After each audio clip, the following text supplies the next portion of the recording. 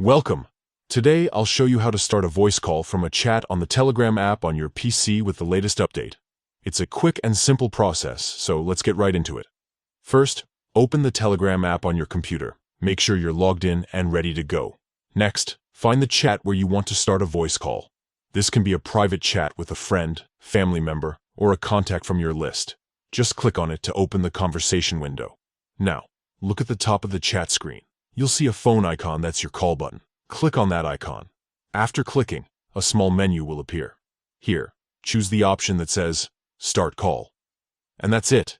Your voice call will begin, connecting you instantly with the other person. You can now enjoy clear, hands-free communication right from your PC. Remember, this new update has made it effortless to start voice calls directly from any chat without needing to open extra menus or apps. It's perfect for quick catch-ups, work calls, or just staying connected with loved ones.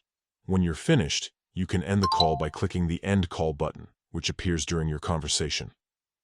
So to recap, open Telegram on your PC, open the chat you want, click the phone icon at the top, and select Start Call.